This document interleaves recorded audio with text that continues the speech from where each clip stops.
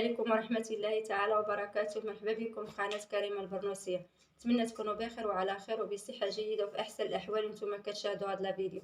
جيتكم فيديو جديد اليوم إن شاء الله. غادي نشارك معكم واحد الوصفة زوينة بزاف البنات اللي نفعتني ولقيت عليها راحتي أنا وخوتي هما للدار. كانت قالتها لي صاحبتي الله يرحم لها الوالدين وجربتها وعطاتني واحد النتيجة الحمد لله ولقيت عليها العلاج الحمد لله. هذه الوصفة رحمة الوالدين البنات، كنتمنى تجربوها وتشاركوها بيناتكم البنات باش يكون واحد الاجر ليا وليكم ان شاء الله.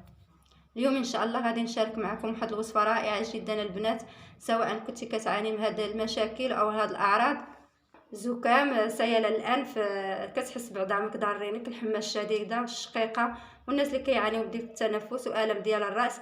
هذا المشروب سحري غزاله البنات غادي يهنيك من كاع المشاكل ديال الجهاز التنفسي وكيقوي المناعه. غزال من اول نهار غادي تحسي بالجسم ديالك بدا كيرجع القوه ديالو، بدا كيفوتك المرض. هذه الوصفه ناجحه مليون في المئه البنات وربي شاهد عليا. هذه الوصفه كتصلح النساء الحوامل والاطفال والمرضعات والدراري الصغار اللي ما كيقدروش يشربوا الدواء. هذه الوصفه البنات زوينه بزاف للسعال والحمى وكتنظف الجهاز المناعتي، وكذلك الناس اللي عندهم فقدان حاسه الشم وحاسه التذوق. هذه الوصفه هذه عجيبه جدا، هي اللي ما شاء الله نفعتني ولقيت عليها راحتي وقلت غادي نشاركها معكم مرحله بمرحله البنات. داكشي علاش كنقول لكم تبعوا معايا الفيديو من الاول حتى الاخر، وفضلا وليس امرا، سواء كنتي كتفرجي في الفيديو بالغرض الشفاء لكلتا او بغرض الشفاء للشخص قريب لك والناس اللي كيعانيوا من هذا المشكل هذا كذلك كيتفرجوا في هذا الفيديو يستافدوا من الوصفه وغادي يكون واحد الاجر ليا وليك. راه اي واحد كيبارطاجي سواء بالغرض او الهدف باش توصل للناس المراضي المساكن، الله يشافي جميع المسلمين، اكيد له الاجر. الاجر النية افضل من الاعمال. وهاد الوصفه البنات يمكن لكم استعملوها كوقايه للناس اللي ما مرادينش، بقاو يستعملوها كوقايه، الوقايه خير من العلاج. هاد الوصفه البنات طبيعيه متوفره في جميع البيوت ديالنا، كتعطي واحد النتائج جد رائعه البنات من اول الاستعمال.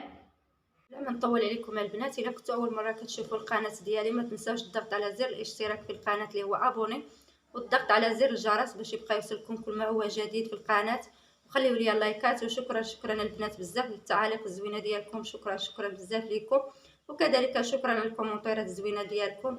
وكنشكر كاع المتتبعين ديالي اللي كيشجعوني وكيدعموني وكيخليوا لي كلمه طيبه، كنقول لهم شكرا بزاف. شكرا بزاف على الدعم ديالكم وعلى التشجيعات ديالكم، والناس اللي انضمت ليا في القناه كنقولها مرحبا بكم في القناه. هذه هي القناه ديالكم. ودابا ندوزو المكونات ديال الوصفه. تابعوا معايا الفيديو من الاول حتى الاخر باش نعطيكم المقادير مضبوطه ومع طريقه الاستعمال اللي هي اهم حاجه في هذا الفيديو البنات. بسم الله على بركه الله. اول مكون البنات اللي غادي نحتاجه هو الحامض. من احسن البنات يكون الحامض خضر، كيكون عنده واحد المفعول مجهد وقوي بزاف وعنده واحد التركيز مركز، عنده مركز. من احسن البنات ديروا الحامض الخضر، الا كان عندكم الصفر يمكن لكم ديروا الحامض الصفر. كما كتعرفوا البنات الحامض والليمون كيسرحنا الجهاز التنفسي ديالنا وكيقوي لنا المناعه وكيخلي الناس اللي عندهم مشكل في سواء في حاسه الشم ولا حاسه التذوق دغيا كترجع لكم حاسه التذوق ديالكم وحاسه الشم، وما كياخدش معكم هذا المرض هذا اللي هي مده طويله. من اول استعمال البنات كتحسوا بالجسم ديالكم بدا كيرتاح وكيرجع القوه ديالو، الجهاز التنفسي تنفس الحمد لله وليتو مرتاحين. مكيبقاش داك الالم في الكحبه، الم في الجهاز التنفسي، في ضيق التنفس، في الم الصدر، ضيق الصدر. سبحان الله وصفه معجزه. وهنايا كيف ما كتشوفوا عندي حبه راس الثومه كما كتشوفوا. تبعوا المقادير البنات مضبوطه. هاد الوصفه راه رحمه الوالدين كما قلت لكم، راه كانت قالتها لي صاحبتي واستعملتها ولقيت عليها راحتي. هاد الوصفه غزاله تبارك الله. هاد الوصفه البنات اللي جربها ترحم لي عليها الوالدين باذن الله، لانها غادي تعتقكم هاد المرض هذا وغادي تعتقكم هاد المشكل هذا. فقط تبعوا معايا المقادير وطريقه الاستعمال اللي هي ضروريه.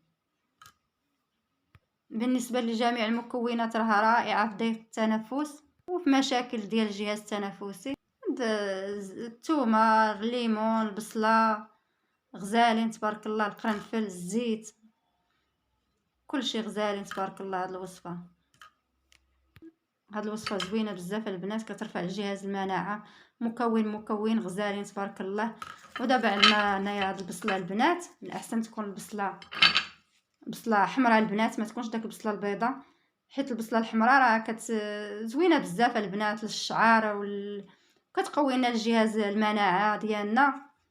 هاد البصل الاحمر البنات، داكشي علاش قلت لكم استعملوا البصل الاحمر، كيكون عنده الفوائد ديالو جد رائعه غزاله، سواء للشعر للجهاز التنفسي ديالنا، كيقوي المناعه.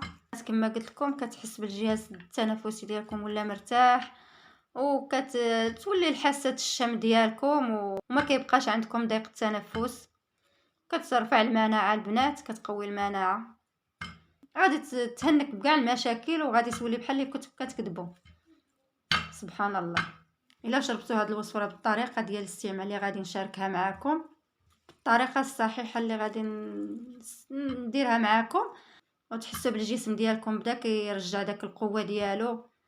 انا عندي هنايا زيت الزيتون البنات طحنه على يدي، اصلي طبيعي باش الوصفه كتنجح معكم، وغادي يعطيكم الوصفه ان شاء الله غادي تعطيكم النتيجه من اول استعمال.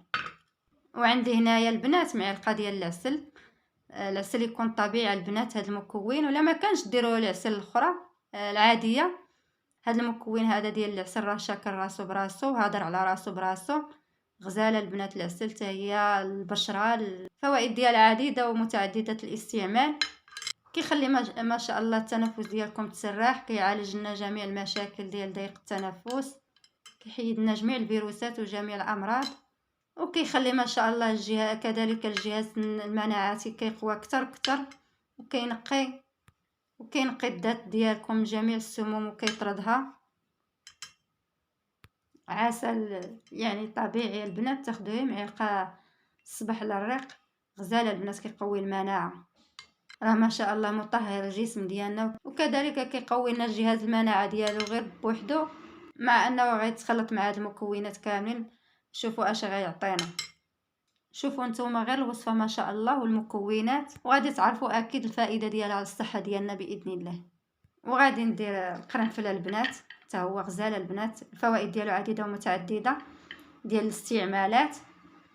زوين البنات القرنفل، حتى هو غناخذوا 7 حبات ديال القرنفل حتى هما، غادي نديرهم في هذه الوصفه. كنشد البنات هاد المكونات كاملين وكنقيهم وكنديرهم في مونينكس نطحنهم، ولا بغيتوا تحكوهم وتعصروا داك الماء ديالهم كنطحنهم. ما تضيفوش البنات الماء، حيت هاد المكونات كامله كتطلق الماء. دابا البنات غادي ندير البصله ديالي من بعد ما نقيتها.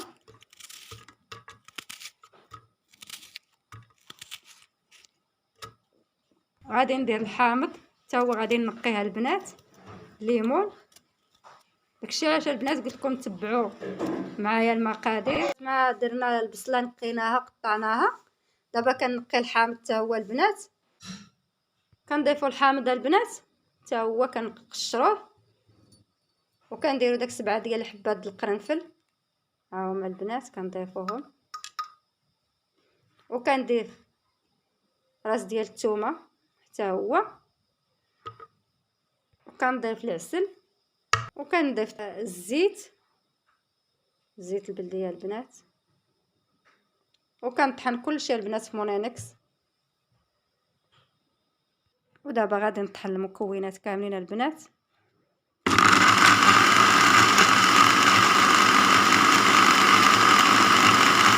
بعد البنات ما طحنا المكونات ديالنا، دابا غادي نصفيوهم داك القشور.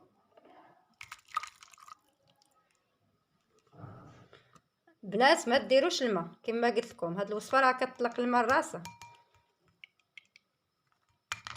هانتوما يا البنات، من بعد ما طحنا المكونات ديال الوصفه ديالنا مزيان، كنطحنوهم مزيان كيف ما قلت لكم البنات، ما تضيفوا لهم حتى قطره ديال الماء، راه داك المكونات ما شاء الله كتطلق الماء راسها، البصله، الحامض، الثومه، وكذلك جميع المكونات كيطلقوا لنا داك الماء.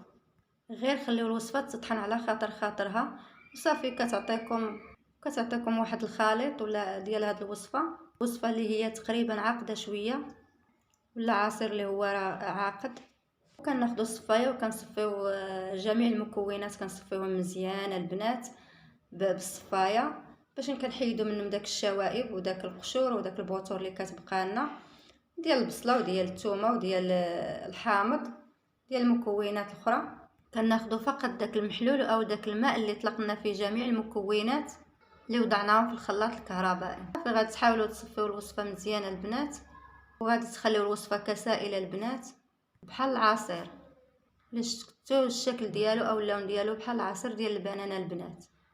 فقط اللي غيجرب هاد الوصفه هذه نساء او رجال اي واحد ممكن يستعمل هاد الوصفه هذه، اي واحد غادي ترجعوا لعندي وتشكروني عليها وترحموني عليها. هاد الوصفه من اول استعمال البنات غادي تعطيكم نتيجه ب100% الا تبعتوها بهاد الطريقه اللي شاركت معاكم. وبارطاجيو الفيديو البنات مع اكبر عدد من الناس باش تعم الفائده على الجميع. واللي مريض الله يشافيه، الله يشافينا ويشافي جميع مرضى المسلمين يا ربي امين. طريقه الاستعمال غادي تاخذوا واحد نص كاس ديال الماء دافي البنات وغادي ديروا فيه 2 معالق كبار من هذا المشروب هذا ديال الوصفه، وتشربوا هذا الخليط هذا مع الماء دافي. اخر حاجه قبل ما تنعسوا البنات غتشربي نص كاس الماء دافي مع هذه الخلطه هذه وتنعسوا. لغد غادي تحس بفرق واضح جدا وغتحس بالجسم ديالك بدا كيرتاح. واستعملوا هذه الوصفه البنات 3 ايام فقط باذن الله، صافي ما غيبقى فيكم حتى شي حاجه بحال اللي الا كنتو كتكذبوا. هذه الوصفه البنات كيف ما قلت لكم رحمه الوالدين. ان شاء الله كنتمنى الشفاء لجميع الناس، ويا ربي يا ربي اللي مريض الله يشافيه، والناس اللي بغاو فقط الوقايه يستعملوا هذه الوصفه هذه كذلك. ونتمنى الفيديو ديال اليوم ينال الاستحسان ديالكم وتجربوا هذه الوصفه ان شاء الله البنات. ولا نتمنى تجربوها، وإلا عجبتكم هذه الوصفه البنات ما تنساوش الضغط على زر الاشتراك في القناه والضغط على زر الجرس باش يبقى يوصلكم كل ما هو جديد في القناه. وخليوا لي اللايكات والتعاليق. شكرا البنات على التعاليق ديالكم الزوينه اللي كتخليوا لي، شكرا بزاف. وكنشكر كاع المتتبعين ديالي اللي كيشجعوني وكيدعموني وكيخليوا لي كلمه طيبه، كنقول لهم شكرا بزاف. هذه هي القناه ديالكم. نتلاقاو في فيديو جديد ووصفه جديده ان شاء الله. يلا بسلامه عليكم، خليت لكم الراحه. الله يشافيكم ويشافينا ويشافي جميع المرضى المسلمين يا ربي امين.